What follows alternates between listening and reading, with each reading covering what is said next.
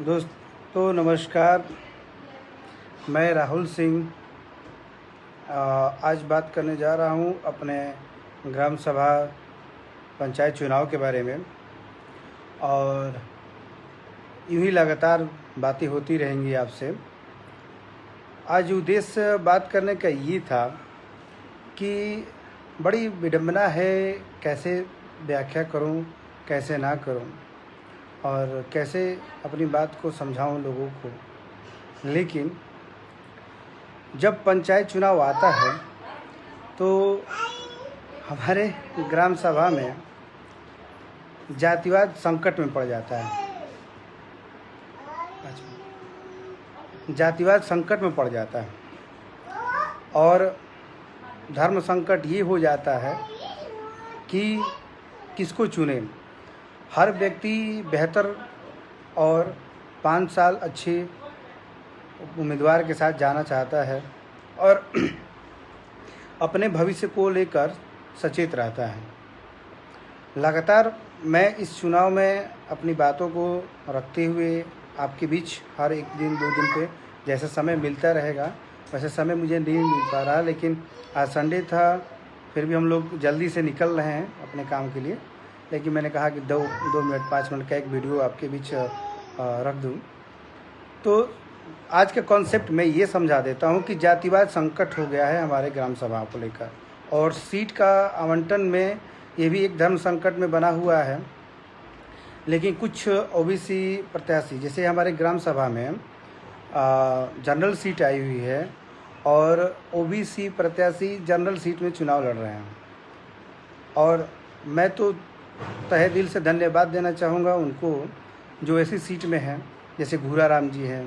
कुछ ऐसे प्रत्याशी हैं जो ऑलरेडी अपने आप को घोषणा कर चुके हैं कि वो ऐसी चुनाव में ही लड़ेंगे और जनरल सीट आएगा तो उनका समर्थन करेंगे, चाहे जो भी हो, उनके हिसाब से जो भी बढ़िया प्रत्याशी हो। तो बात मुद्दे की ये है कि जनरल सीट आई हुई है हमारे ग्राम सभा में, और जनरल से धन्यवाद भाई लोग, आप लोग वाच कर रहे हैं।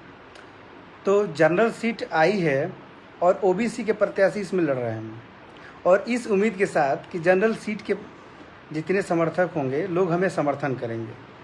हमें ये तो समझ में नहीं आ रहा है कि ये इनका उद्देश्य क्या है, किस तरफ ये ले जा रहे हैं चुनाव को, और किस तरह से ये कह सकते हैं कि शिक्षित प्रत्याशी और कर्मयोगी प्रत्याशी और ग्राम सभा निवेदक लिखते हैं। ये जो भी प्रत्याशी हो, ग्राम सभा निवेदक नीचे लिखता है, उन सब बातों का मतलब नहीं जानते हैं। 150 रुपया 200 रुपया लेकर गए, डिजाइन करा के लेकर आ गए पोस्टर, और बस निवेदक ग्राम सभा। क्या ग्राम सभा ने आपको चुना? कोई बैठक आपने कराई? सभी जात धर्म के लोगों ने आपको चुना? किसी तरह का ग्राम सभा की सहमति आपके ऊपर बनी कि आप चुनाव लड़ेंगे? नहीं, सिर्फ इसलिए जाति समीकरण, क्योंकि हमारे ग्राम सभा में 5 साल चुनाव में बाद आता है और 5 साल में कोई जात धर्म संकट में नहीं पड़ता। और जब चुनाव आता है तो ये धर्म संकट हो जाता है कि बाबू साहब हैं भैया, बहुत मारे पीटे हैं, काटेंगे, ये करेंगे, वो करेंगे, चुनाव वोट मत देना। ओबीसी प्रत्याशी अक्सर ये करते आ रहे हैं। ये संकोच की बात नहीं है। हमारे गांव के 25 साल प्रधान रहे हैं उमा शंकर गुप्ता जी, और ये खेल हमेशा खेलते आए हैं। लेकिन ओबीसी प्रत्याशी अगर जनरल सीट में खड़े हो रहे हैं तो ये बात ध्यान दे लें कि मुझे प्रत्याशी नहीं बनने का शौक़ है, मुझे सेवा करने दीजिए ग्राम सभा में। मैं ये फंडा क्लियर करता हूँ कि मैं सेवा करूँगा गांव में, लेकिन प्रत्याशी अभी नहीं हूँ। मैं अभी भी नहीं हूँ और नहीं रहूँगा। देखिए, मेरा अपना एक बिजनेस है, सेटअप है, मैं अपना काम कर रहा हूँ। लेकिन ग्राम सभा होने के नाते और ग्राम सभा का नागरिक होने के नाते ज़रूरी नहीं कि आप हमें ही समर्थन करिए। पंडित जी भी लोग हैं, उसमें भी लोग शिक्षित हैं जनरल में। राजपूत को मत करिए, पंडित जी को समर्थन कर सकते हैं हमारे ग्राम सभा में। 10 घर 15 परिवार वो लोग हैं, जनरल सीट आई है। क्या उनके मन में विवेक मन नहीं होता होगा कोई चुनाव लड़े? आप लोग बिल्कुल असंवेदनशील हो चुके हैं। आप लोग जातीय समीकरण बैठा चुके हैं कि आप ही चुनाव को मोटिव करेंगे। लेकिन समझिए, आने वाला भविष्य है, आने वाला भविष्य में आपको चुनौती मिलेगी। और दूसरी बात, ओबीसी सीट वाले ये जान लें, अगर आप ओबीसी होकर जनरल में चुनाव लड़ रहे हैं तो भविष्य में कोई उम्मीद मत करिएगा जनरल से आपको समर्थन मिले, ओबीसी सीट आएगा तब, क्योंकि अगर आप चुनाव लड़ेंगे तो आपका विरोध होगा और आपका समर्थन बिल्कुल नहीं करेगा जनरल वाले। और मैं खुद ये बात आपको क्लियर कर देना चाहता हूँ, उमा शंकर गुप्ता दोबारा आप मत बनिए। उमा शंकर गुप्ता बनने की कोशिश करेंगे तो आने वाला समय हम लोग का है, हम लोग मतलब युवाओं का। क्या दुर्गा कमेटी में सभी लोग बैठते हैं? क्या इस बार नहीं बैठ सकते हैं दुर्गा कमेटी के लोग कि कौन लड़ेगा? जनरल सीट आई है तो एक बार पंडित जी लोग से पूछ लें। पंडित जी लोग अच्छे अच्छे शिक्षित हैं, पीसीएस है हमारे ग्राम सभा में, पंडित जी के लोग में आईएएस हैं। आप सभी लोगों को मैं ये बताना चाहता हूँ कि देखिए टॉपिक बहुत सारे हैं, मैं डेली 2 दिन 3 दिन पे आपको समझाता रहूँगा और वोटर को खास तक मैं समझाऊँगा कि भ्रमित मत होइए जातीय समीकरण में।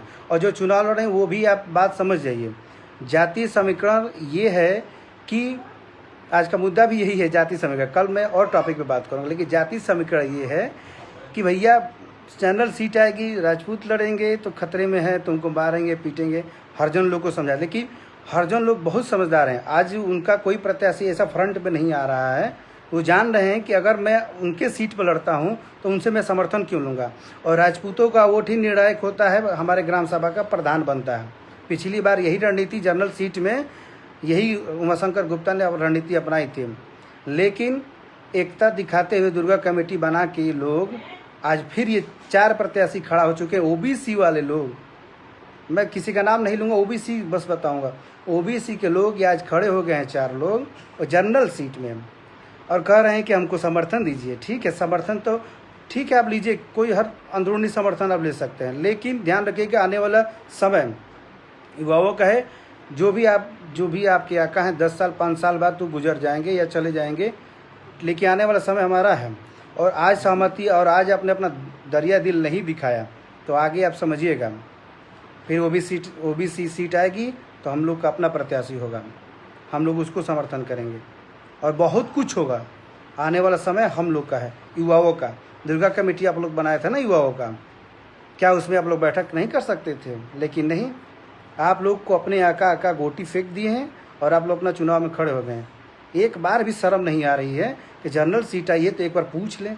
ठीक है, राजपूत में कोई खड़ा नहीं हो रहा तो पंडित जी लोग में पूछ लें, पीसीएस भी हैं, आईएएस भी हैं, काफ़ी ऊंचे पद अधिकारी में पंडित जी लोग हैं और आपसे भी कहीं ज़्यादा शिक्षित हैं। पोस्टर पर शिक्षित और कर्मठ प्रत्याशी लिखने से नहीं होता है, 2 शब्द अधिकारी और लोगों के साथ बात करनी होती है। हाँ, नहीं तो किसी बड़े नेता के यहाँ जाकर आप लोग लाइन लगाते हैं कि हमारा काम हो जाए सर, ये हो जाए वो हो जाए, उस तरह नहीं। पूर्व प्रधान राजू गुप्ता जी हमारे यहाँ थे, क्या कर पाए थे? कौन सी बड़ी उनकी उपलब्धि थी? बस सिर्फ इसलिए कि उनकी 4 बेटियां हैं और तरह के लोगों को उनको किसी तरह से जिता दिया जाए। सॉरी, मैं क्षमा चाहता हूँ, मैंने कड़वा थोड़ा बोला, पर ये गुस्सा है। शिक्षित का मतलब ये नहीं होता है पोस्टर पर लिख देने से, कर्मठ नहीं कि आप भीख मांगे वोट के नाम पे, कफन पहन के घूमें, ऐसा कुछ नहीं होता है। आप 5 साल भविष्य गांव का ले रहे हैं अपने हाथ में। दूसरी बात, जातीय समीकरण, मेरी बात समझिए। जातीय समीकरण में ये फरमाया जाता है लोगों को कि भैया राजपूत हैं, आपको मारेंगे पीटेंगे, पंडित हैं, ये हैं क्या? 5 साल आप ये समझिए, 5 साल वही लोग साथ में मिलकर, हरिजन बिरादरी हो, राजभर बिरादरी हो, हम लोग के साथ मिलकर खेती में काम करते हैं। गेहूं कटाई, धान कटाई, सब कुछ समता रहता है। 5 साल कोई खत्म, जब चुनाव आता है तभी ये खतरा आ जाता है। 5 साल जब ये चुनाव आता है तभी ये खतरा आ जाता है कि भैया ऐसा ऐसा तुम्हारे साथ हुआ, क्यों ऐसा क्यों भाई? खतरा तुमको जाकर, तुमको अपने पास विवेक नहीं है। हाँ, देखिए इन सब बातों को आपको बरगलाया जाता है इसी चुनाव में। 5 साल आप बिल्कुल सुरक्षित रहते हैं और 5 साल बाद ये चीज़ तुरंत। ये बताइए 5 साल में कोई ऐसा कोई हुआ कांड? नहीं। लेकिन आप अब आपको ये समझाएंगे हर प्रत्याशी राजपूत क्या नहीं जाना चाहिए, वो नहीं जाना। ठीक है, हम राजपूतों क्या वोट ना दें? पंडित जी से कौन सी आपकी दुश्मनी है? पंडित जी में किसी प्रत्याशी को उठाई, ये तय करिए एक गांव एक प्रधान, ये तय करिए एक युवा के साथ कि ग्राम, अगर जनरल सीट है तो जनरल में कोई व्यक्ति उठे और उसको समर्थन करें, तब ग्राम सभा एक विचारधारा में आएगा और एक विकासशील होगा। क्या मतलब हो गया? ये जनरल सीट में 5 ओबीसी प्रत्याशी, 10 ओबीसी प्रत्याशी, हाँ, और आप कहेंगे कि विकास करेंगे आप? विकास नहीं, आप अपना लाभ करेंगे, अपना विकास करेंगे, कोई मतलब नहीं। और नहीं तो और उमाशंकर गुप्ता जैसे प्रधान के पास अपना भविष्य छोड़ आएंगे। दो ही हमारे ग्राम सभा में ऐसे प्रत्याशी हुए कि एक किसी जनता की भी नहीं सुनता था और एक जनता उसकी नहीं सुनती थी। दो ही प्रधान हुए थे हमारे ग्राम सभा में। तो ये बात से आप निफिक्र रहिए कि आपको मतलब प्रत्याशी ऐसा ना चुने कि आप या तो आपका ना सुने और ना ही तो आप किसी की ना सुने। और आप भली भांति जानते हैं कि दो ऐसे प्रत्याशी हुए थे। एक प्रत्याशी के तो किसी गांव का नहीं सुनते, दूसरा अपना मन ही करता था वो। और एक प्रत्याशी हुआ तो पूरा गांव उसको सुनाता था, वो किसी की नहीं कर पाता था। संतुलन बना रहना चाहिए, समाजवाद होना चाहिए, समांतर होना चाहिए। ये बात आप भली भांति समझ जाइए। मुझे अगर मेरे द्वारा किसी तरह का कठोर शब्द निकला है तो सिर्फ मेरी वेदना है और मैं अपनी बात रख सकता हूँ, क्योंकि मैं दूर हूँ और मैं भी ग्राम सभा का एक वोटर हूँ और ग्राम सभा का एक मतलब भविष्य के लिए मैं चिंतित रहता हूँ। मुझे नहीं अच्छा लगता। मेरे ननिहाल पूर्व पकड़ी ग्राम सभा में पड़ता है। उस ग्राम सभा में जाके आप काम कैसा होता है वो देख लीजिए। और उमाशंकर गुप्ता जी भी जो 25 साल से काम करने के बाद एक बार और मौका मांग रहे हैं कि हमको और एक बार मौका दीजिए, सिर्फ इसलिए कि वो जातिगत समीकरण खेल रहे हैं। ये भूल जाइए बात। वो मौका उनको नहीं, जाति के समीकरण। पढ़े लिखे आप लोग भी हैं, समझिए वो क्यों मौका मांग रहे हैं। वो जान रहे हैं कि आप बनिया बिरादरी के लोग हैं तो उनको समर्थन करेंगे और कहीं ना कहीं उनके वोटर हैं तो और लोग वहाँ से आएंगे। सिर्फ इसलिए वो मौका मांग रहे हैं 5 साल और। क्या वो 25 साल में संतुष्ट नहीं है अपने काम से? 30 साल होने जा रहा है, बुढ़ौती आ गई। क्या और युवा उनसे ज़्यादा शिक्षित नहीं है? क्या काम नहीं कर सकते हैं? जब हम घर में शादी करते हैं, बिगड़े लड़के की जब शादी करते हैं तो ये उम्मीद से करते हैं कि पत्नी आएगी तो सुधर जाएगा, पीना छोड़ देगा, खाना छोड़ देगा, मतलब सब बुराइयों को छोड़ के अच्छाइयों को अपनाएगा।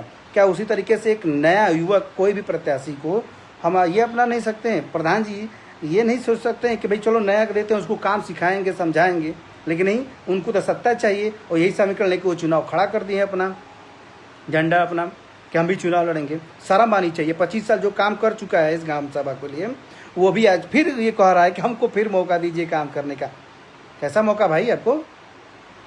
और नहीं है ये काबिल लोग, आपसे भी कहीं बेहतर काबिल होंगे। बस आप जाति समीकरण का कार्ड खेल रहे हैं। और यही हमारे गांव का दुर्भाग्य है कि आज तक कोई बंदा इस सवाल को उठाए। और अब कुछ गुप्ता परिवार के लोग हैं, जैसे संदीप हैं, कुछ और लोग भी हैं जो इस जाति समीकरण का खेल समझ चुके हैं कि भैया इससे विकास का नहीं होता। और किसका भला वो किए? हो सकता होगा ये बताइए कि 10-15 परिवारों को थोड़ा लाभान्वित किए होंगे गुप्ता परिवार में, लेकिन किसी संपूर्ण विकास नहीं किए हैं वो। और सबसे बड़ी बात कि थाना पुलिस ये सब किए हैं। और अच्छा ये बताइए एक चीज़ सवाल आपको और हम छोड़ते हुए जा रहे हैं कि आपके ये जो प्रधान जी हैं, वर्तमान प्रधान, किसी को नहीं बख्शे हैं। ये इनका खेल चलता ही रहा है। पुलिस थाना हम बहुत कोशिश किए, यहाँ से लेकर चिलकर से लेकर वहाँ तक सभी अधिकारियों का, वहाँ आप कुछ नहीं कर पाएंगे। वो जानते हैं कि भ्रष्टाचार कहाँ से होता है और इनका मनोबल बढ़ जाता है। और ये नहीं, ये बहुत सी ऐसी चीज़ें हम आपको धीरे धीरे बताएंगे। हर 2 दिन पर जैसे समय मिलेगा हमें यूट्यूब पे और आपको फेसबुक लाइव आके हम समझाएंगे, बताएंगे। जो मेरा होगा, मैं पर्सनल होगा, जो मेरी बात होगी वो मैं आपसे कहूँगा और लोगों को समझाऊँगा।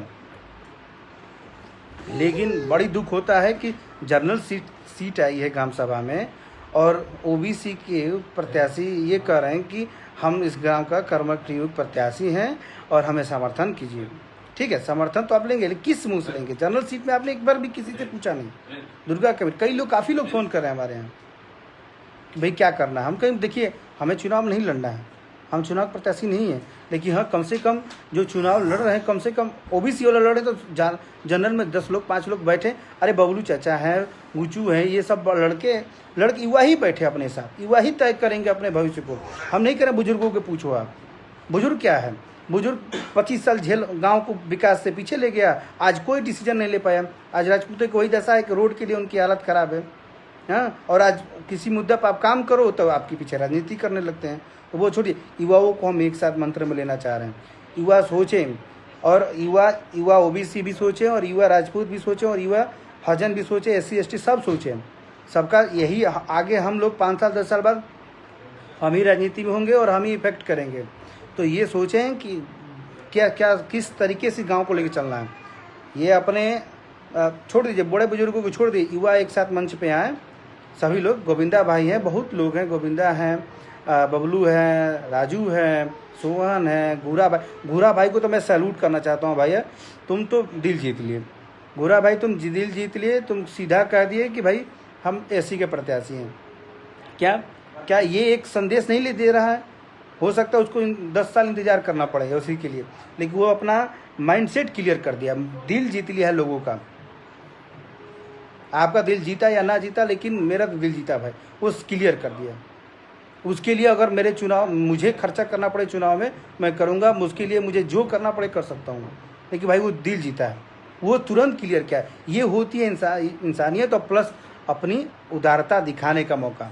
वो चाहता तो वो भी पर्चा भर देता, प्रधान प्रत्याशी जो भी एनी जेट जो भी कर सकता है, वो स्वतंत्र है। इस देश में सबको स्वतंत्रता का अधिकार है, वो जो चाहे वो मर्जी कर सकता है। मैं अगर फेसबुक पे बोल रहा हूँ तो ये मेरी स्वतंत्रता है, कोई बात ही नहीं कर सकता, लेकिन वो कर सकता था लेकिन नहीं किया। उसको एक समाज, वो लॉन्ग विजन का व्यक्ति है, वो देख रहा है कि हमें एक सूत्र में चलना है तो हमें सबके साथ लेकर चलना पड़ेगा। ये बताइए, क्या आप किसी एक वर्ग का ओबीसी केवल ओबीसी वोट से जीत सकता है प्रधान? नहीं, वो कहीं ना कहीं जनरल में भी आएगा वोट मांगने और एसी में भी जाएगा। तो क्या उसको अपना विजन तो क्लियर करना पड़ेगा कि भाई क्या तुम अपने ही सीट में लड़ोगे कि हर सीट में तुम लड़ोगे। एसी में तो मैं काफ़ी लोगों को मैं बधाई देना चाहता हूँ, मास्टर साहब हैं, काफ़ी लोग हैं कि अच्छा हुआ जो अपना मोटो क्लियर नहीं किए हो और प्रत्याशी बन के नहीं आए। भाई अगर वो आज जनरल सीट में नहीं उठ रहे हैं या किसी तरह का नहीं उनका है, तो उनको तो पता है ना कि इसी सीट में आएंगे तो हमें जनरल की सपोर्ट की ज़रूरत है। और आने वाले भविष्य युवाओं का है, 5 साल 10 साल बाद ऐसी सीट आती है, या मान लीजिए 10 साल बाद ऐसी सीट आती है, तब तक क्या 10 साल तक हम नहीं रहेंगे, मर जाएंगे? हम ही तो समर्थन में करेंगे। और जो आज के लोग हैं वो बूढ़े हो जाएंगे, उनकी कार्य क्षमता कमज़ोर हो जाएगी, और फिर हम प्रभावी रहेंगे चुनाव में, और हर तरह के हम रहेंगे।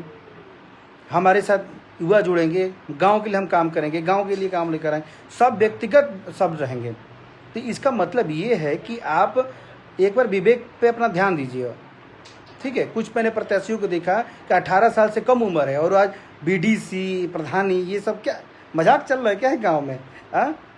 कोई मतलब चल रहा है किसी तरह का? कोई भी मन है उठ गया प्रधान प्रत्याशी, बैठा दिया जाए, सेक्शन पूछ लीजिए, गांव विकास का फार्मूला पूछ दिया जाए, गांव कैसे विकास होता है, कैसे उनका लेखा जोखा होता है, कुछ नहीं आता है। अधिकारी के सामने खड़ा कर दे, पैंट में मुँह देंगे वो लोग, और प्रधान पद का प्रत्याशी बना के पोस्टर लगा रखे हैं।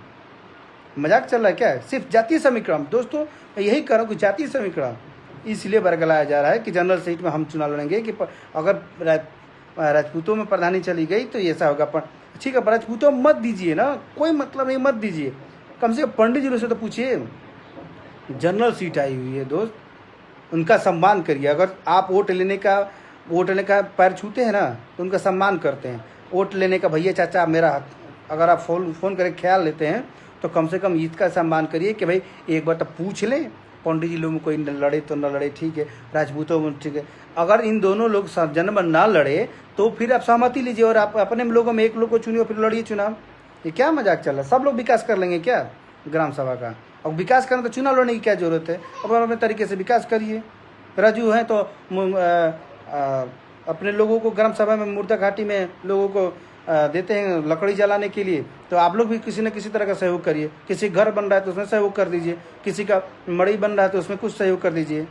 अगर सहयोग करने लायक हैं, सेवा करने लायक हैं तो ये रिपोर्ट दिखाइए। क्या व्यक्तिगत कर लेंगे किसी को चुन?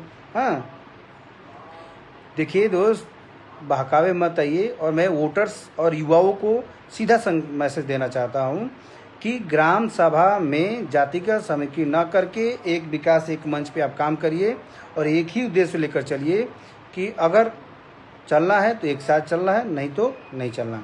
ठीक है, मैं फिर आपके साथ जुड़ूंगा। मुझे ऑफिस जाने का समय हो गया, मेरे क्लाइंट्स इंतज़ार कर रहे होंगे।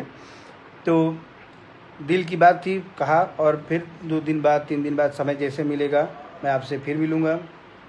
तब तक धन्यवाद। आप सभी ने इतना प्यार दिया, मदन गुप्ता जी, सचिन श्रीवास्तव जी, आकाश सिंह, दीपक जी, राहुल जी, आप सभी का धन्यवाद। बबुआन, प्रशांत सिंह और संजीत जी, आप सभी का धन्यवाद। शिवम आर्या जी, आपका धन्यवाद।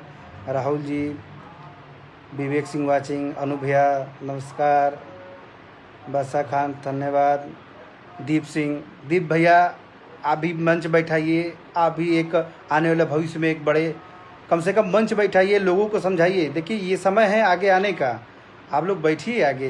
देखिए मैं वही बात कह रहा था कि अगर लड़का बिगड़ैल होता है तो उसको घर वाले सोचते हैं कि शादी कर दें कि वो सुधर जाएगा।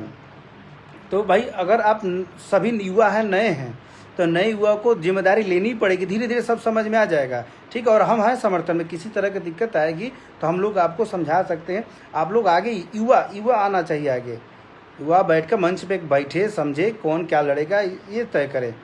ये सत्ता उनके हाथ में न जाने दीजिए जो 25 साल से प्रताड़ित करते हुए हैं। आप सभी का तहे दिल से धन्यवाद, आपने हमें वॉच किया और फिर हम आपसे मिलेंगे। धन्यवाद। राहुल सिंह, पंचायत चुनाव में आपसे जनसंपर्क जुड़ती रहेगी। धन्यवाद।